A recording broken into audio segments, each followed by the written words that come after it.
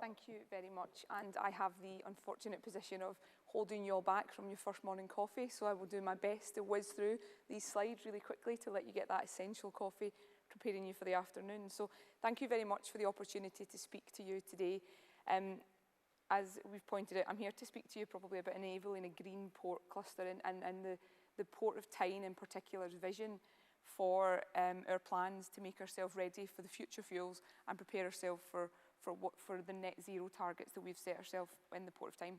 So let me start firstly with a little bit about the Port of Tyne. I think you might already know this, but we'll go over it again. The Port of Tyne is a port operator and it's strategically important in the northeast.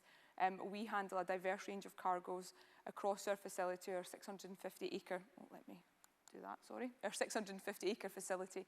And we're not only a port operator, but we are the statutory harbour authority for the entire river. So we have a requirement for safety of all the river users and a statutory safety requirement to look after all stakeholders in the river. 17 miles our jurisdiction extends across the entire river and 3 miles from the harbour entrance at the Tynemouth and South Shield piers out to sea.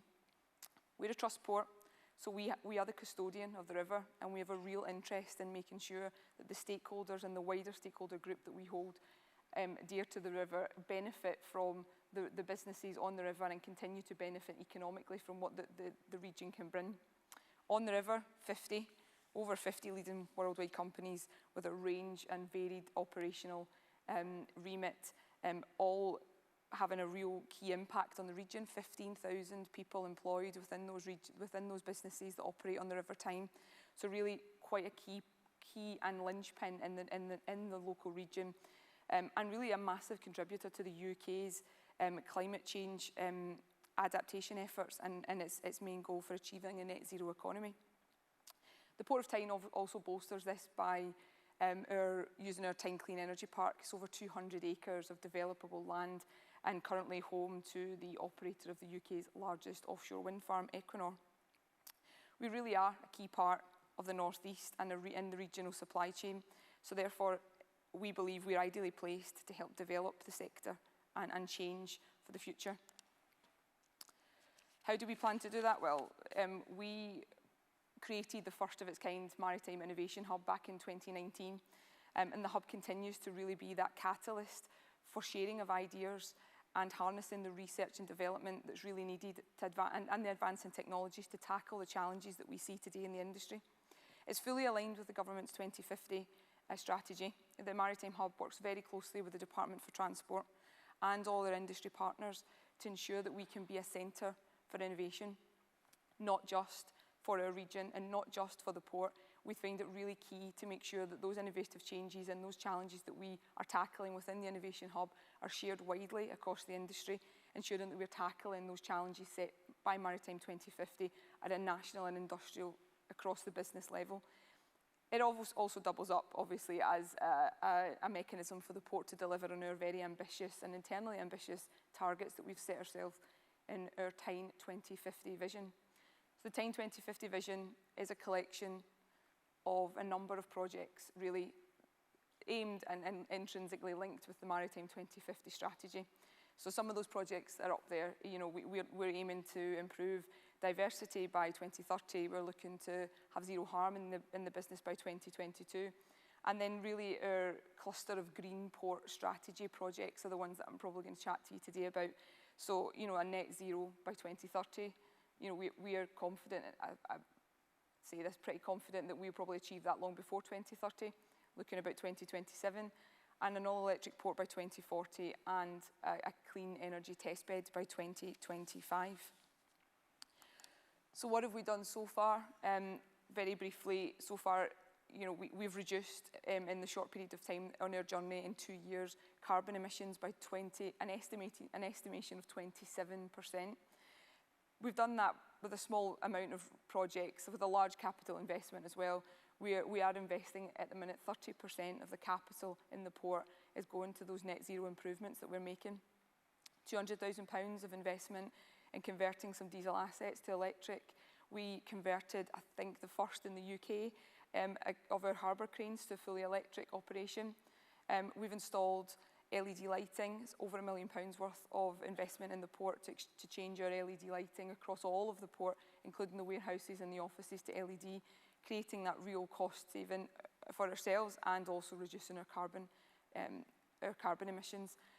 Again, also small things like installing our smart meters for monitoring of our energy and seeing where we are and are not being efficient within the business. What have we got to do? Quite a lot. What's our next stage? The next stage for us is to look at converting our main source within the port estate of carbon emissions, which is the operation of our plant. At the minute, we're in the process of converting, we have implemented the use of HVO, hydrogenated vegetable oil, in a small number of the port equipment. That will be monitored over the next few weeks to monitor this actual real-time emission reduction that we see. We're estimating a 60% saving, a 60% reduction, in carbon emissions from the use of HVO. It is a drop-in transition fuel.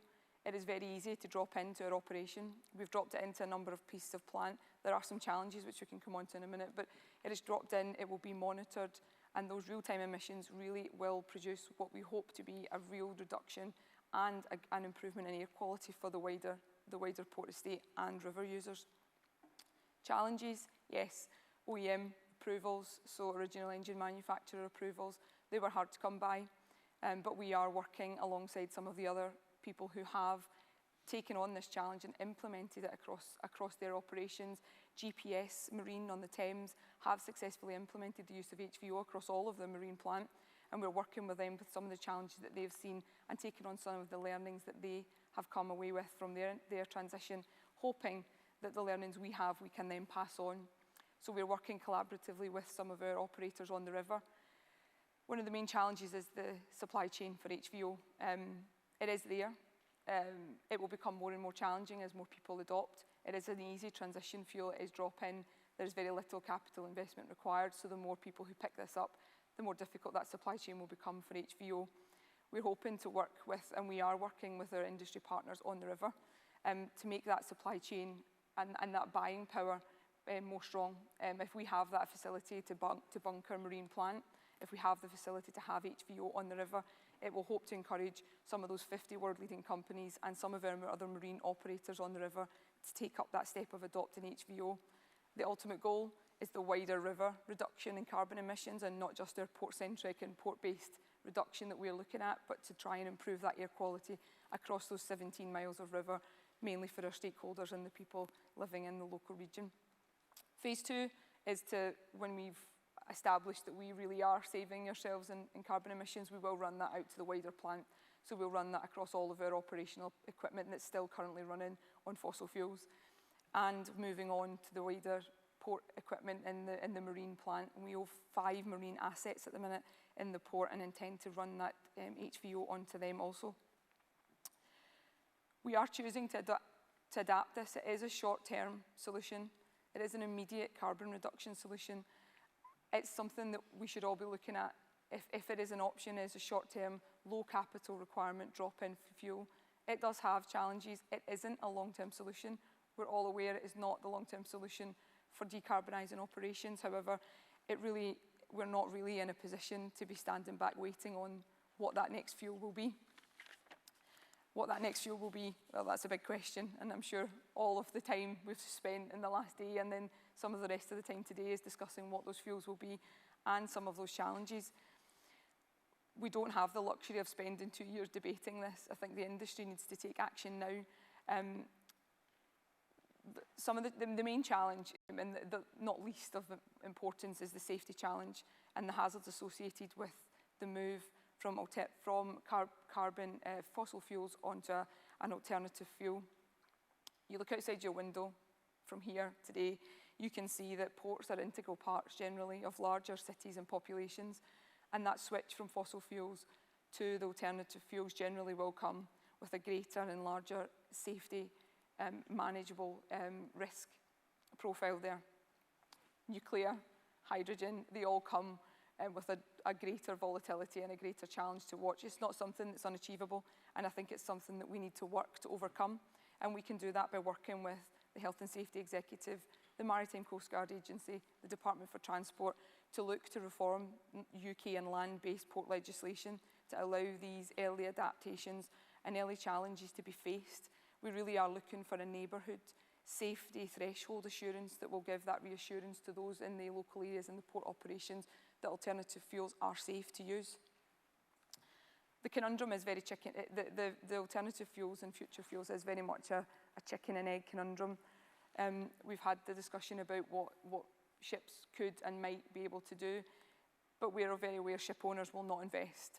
They will not invest and amend ships with a life cycle of 30 years without the guarantee of the infrastructure and the support. And likewise, ports will be reluctant to invest swathes of their capital in an unguaranteed return, and possibly, for a port's perspective, a commercial disadvantage if we choose to invest in the wrong alternate fuel. Running in parallel to the alternative fuels is the requirement for shore power, and they both are very intrinsically linked. The DFT's launched its call for evidence on shore power, and I would really encourage everybody in the room who has any views or inputs to please submit them to the Department for Transport. There are a lot of challenges surrounding the shore power issue, and I do feel that if we all come together and make our challenges and own views and resolutions and solutions that we might have, knowing that we really could come up with a real tangible solution, a real beneficial solution that will work for everybody in the implementation of shore power. It really is key.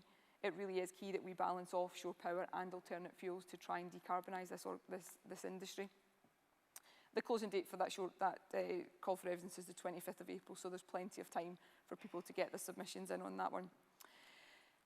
Number of challenges for infrastructure for shore power, quite briefly. The UK network just simply can't and is not ready to adapt to the future power requirements. The electrification, that electrification revolution that we have going on, we simply are not equipped to deal with. Likewise, the ports networks are not ready to deal with that either, and there's a challenge between investing capital and where the capital should be invested if there is a business case for shore power. We will not invest capital where we won't have some form of return. The ports have got plenty of options to support their network. We could install microgrids. Chatting to someone from who runs Portsmouth Naval Base last night, and they have their own power station installed to support the shore power for the Royal Navy. There is a solution. Commercial port operators just are not positioned to make those decisions yet, and really that does involve a huge capital investment. The cost of electricity just now in the UK really does not make it a viable option for ship operators to transfer. A ship operator will not transfer to plug in electric in a port where the cost of that is significantly higher than the running of the existing fossil fuels. There is no incentive there to do that, and that's something that we need to look at as an industry, about incentivising those switches from fossil fuels to the alternatives. The industry really does need to just work together. I think the phrase collaboration has been used a million times, I think, in the last few presentations and yesterday, but it really is key that the industry work together collaboratively to try and come up with a phased approach. The implementation of future fuels really is a route that we need to take. We've heard from Oscar about the different phases of implementation of future fuels that we have. There is phasing on the implementation of shore power and the potential for shore power, but really, they really all need to be joined up, and we really need to be, as a group, looking at the potential for the port regulation reviews. We need to be looking at the funding models that are available for ports and operators, and they need to be tied together. They need to be linked. The IMO are looking at incentivising early adopters. We're looking at the carbon levy, but these things need to move forward, and they really need to drive the change that will come. Ports and operators will not make that investment without that backing and those helpful tools that we require to give us that push. As I say, the industry really needs to be key in the UK in driving this information, and the Port of Tyne have embarked on a number of projects to help us gather the information we require to help us drive that change. Clean Time Project is one of those. So to help the port understand our energy requirements and help us support the wider transition, primarily to shore power and future fuels, we've been working with our industry partners on the Clean Tyne project, headed up by Siemens, Catapult Connected Places, Newcastle University and the North East Local Enterprise Partnership. The project gained funding through the UK DFT Clean Maritime Demonstrator Competition and has been working on a platform, a real-time digital platform that allows scenario planning and feasibility studies, and it will help the port determine our real actual power needs now and in the future. This really is key for us. It's a really exciting piece of software.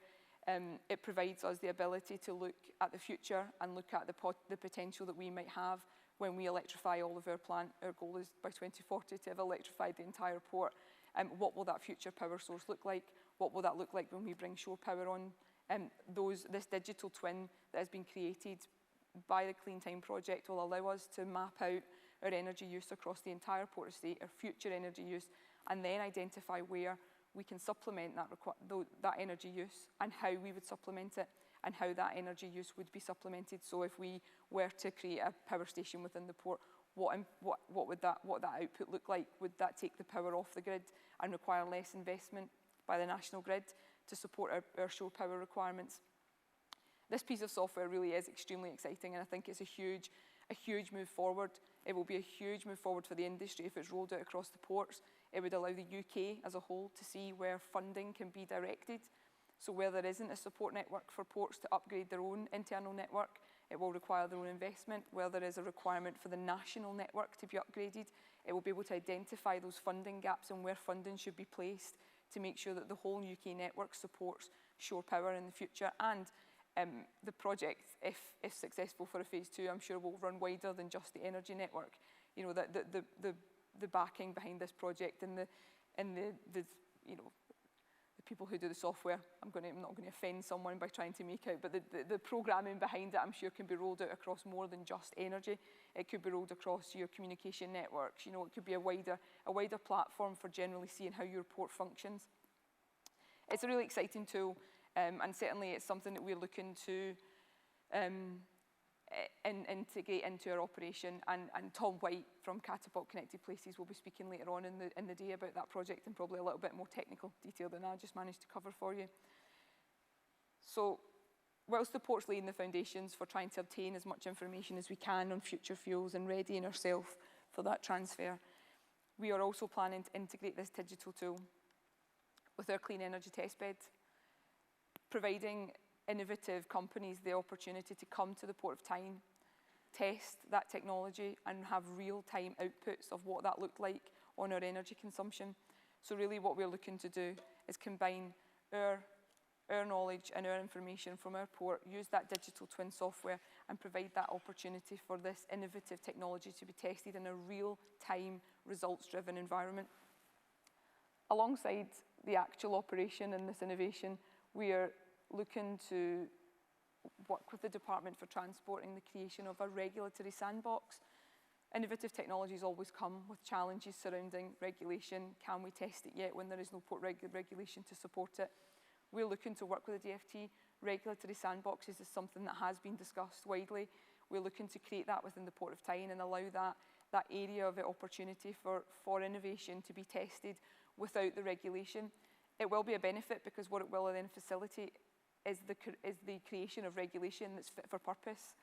So if we test in the innovative technology in a safe environment, in a real-time safe environment as well, which is key, we're then able to follow that through with aiding the creation of the appropriate regulation to help that technology progress in the future.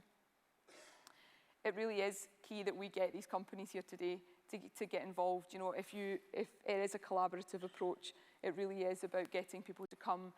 We're willing to open our doors and help out. This isn't for the Port of Tyne's benefit. This is for the wider UK's benefit, and we really are open to sharing that information wider than just within the port. It doesn't need to particularly be a piece of innovative software that will work for marine. We'll open in the doors to people from the automotive innovation, aeronautical areas to come in and test that software because there will be synergies across all of the industries, and it is key that those test beds are created to be able to create that kind of innovative sharing of information. Whiz through The only other point that I really want to make here is about Maritime Innovation Week. Rachel talked about an event in June to bring companies together. The Port of Tyne are hosting Maritime Innovation Week on the 13th to the 16th of June. It will be hosted across the North East and in London, and it really is a catalyst for everybody to come together across the industry to share those innovative ideas and really push through some real tangible change within the industry. We are covering various topics from the blue economy, net zero, right through to the future skill sets that's been talked about today already, and about the smart port technology that will support all of this in the industry and leading towards that net zero economy goal that we've got today. It really is up to us. It really is the people in the room today. It's up to us to drive the change. It really is about the UK ports defining their collaborative paths to decarbonisation, and I would ask everyone here today to take that message away. We need to work together. The ports are at the end of the line, but we really do want to push this forward as a team with all the operators and industries in the room today. I think that's enough. Thank you.